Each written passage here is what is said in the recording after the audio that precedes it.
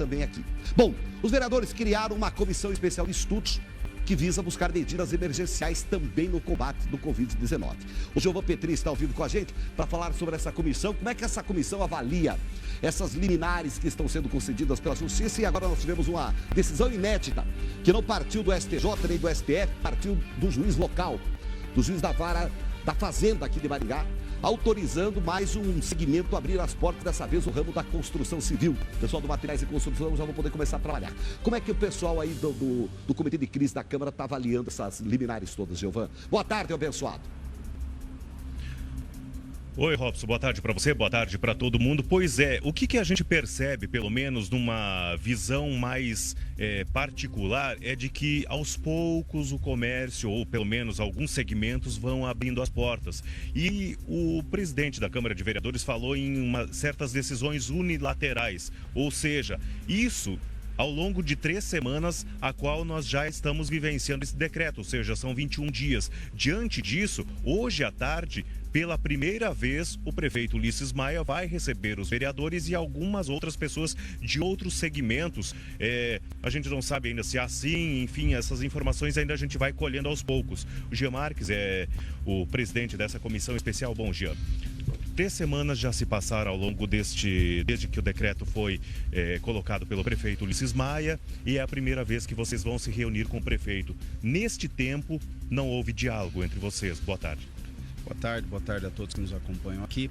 Bom, quando houve o primeiro decreto, nós fomos surpreendidos.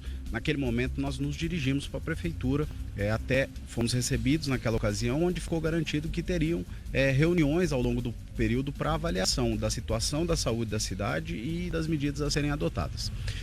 Mas a partir do momento em que o comércio fechou e que começaram a sair os decretos seguintes, não houve mais nenhuma reunião, nenhuma conversa com os vereadores. E acredito que nenhuma das medidas tomadas também foram avaliadas com entidades representativas. Veja só, passaram-se 2 semanas, o ciclo do vírus de 14 dias foi superado, nós estamos aí caminhando para o fim da 3ª semana, mais 7 dias, mais meio ciclo, e não foram avaliados as reais condições da saúde pública de Maringá. Nós temos informações que os leitos de UTI, por exemplo, eles não estão sendo todos utilizados. Claro, isso é muito bom, mas pode significar também que o achatamento da curva tem sido tão grande que tem jogado totalmente para frente, e pode ser que a gente no futuro tenha novamente um grande fluxo ao mesmo tempo. O achatamento da curva serve para que você dilua as pessoas que vão ser contaminadas.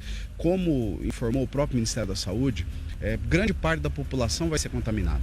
A função dos distanciamentos e dos isolamentos é justamente que você dilua isso para que o sistema de saúde tenha condições de atender a todos aqueles que necessitem de leitos de internação ou de UTI. Nós vemos que em Maringá as UTIs estão sendo subutilizadas, portanto a gente pode ter um problema que é o quê? Esse isolamento que Maringá está vivendo ser prolongado por muito tempo, o sistema econômico não aguentar, não resistir, e Maringá acabar voltando às atividades com um pico da doença no inverno, que é o momento que ela torna-se mais agressiva, inclusive uma dificuldade de diagnóstico por conta de outras doenças nesse sistema. Vereador, eu tenho uma pergunta em relação ao ocorrido no dia de ontem, mas antes eu quero fazer uma pergunta. Você acredita que a prefeitura, por parte do prefeito Ulisses Maia, esteja escondendo alguns dados dos vereadores, dos sindicatos, da própria Associação Comercial e Empresarial, por não estar divulgando números reais? Ou você acha que não? Os números, eles são de fato verdadeiros, é aquilo que a gente está recebendo todos os dias ao fim da tarde? Bom, as informações que a gente tem recebido são as mesmas que todos recebem, porque a gente tem recebido elas via imprensa, né? Nós fomos convidados ontem para a coletiva da prefeitura e chegamos lá para receber informações que todos receberam. Nós não fomos consultados antes também. Me parece que ao longo desse período havia condições de, num planejamento, você já saber mapear aonde que está a contaminação. São 14 dias numa proximidade de isolamento. Veja só, é diferente de distanciamento social de isolamento social. Maringá está vivendo quase um isolamento, dado o número de atividades que foram suspensas. Com isso, nesse período você teria condição já de avaliar onde estão os contaminados, pelo menos. E a partir daí traçar metas para que a gente possa ter um distanciamento seletivo e um isolamento dos contaminados e dos grupos de risco e idosos e que tenham comorbidades. Então, acho que se tem essas informações, elas deveriam ser divulgadas. Me parece que não estão sendo. Agora, é claro que faltam testes. É preciso que hajam mais testes. A gente soube do credenciamento do EPAC da universidade, mas também é necessário a aquisição de testes rápidos. Há falta no mercado? Mas nós já conseguimos, inclusive, contactar empresas que estão vendendo ao preço médio que tem sido comprado por hospitais. Então, Maringá teria condições de fazer isso. Com 10 mil testes, a gente acredita que haveria plena condição de você retomar gradualmente algumas atividades. É claro que não dá para retomar todas, mas fazendo o isolamento adequado de quem precisa ser isolado.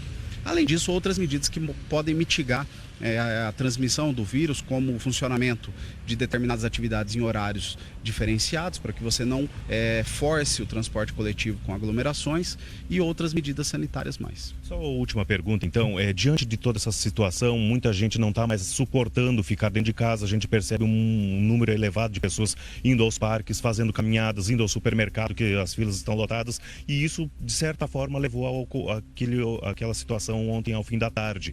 Como é que a comissão está percebendo, avaliando essa atitude por parte da Guarda Municipal? Bom, Giovão, com relação à comissão, nós entendemos, inclusive, que esse debate ele tem que ser multidisciplinar. Não se pode analisar apenas do ponto de vista de saúde pública. É preciso analisar também nos campos da psicologia, as pessoas que estão dentro de casa presas. Preciso analisar aquele trabalhador que não sabe se vai voltar com o seu emprego garantido depois. Tudo isso influencia o psicológico, que pode gerar outros efeitos colaterais. Também do ponto de vista econômico. Não adianta você fazer um isolamento por mais 30, 60 dias, sabendo que nós corremos o risco de no futuro muito próximo, ter que fazer um outro isolamento e você acabar com o emprego.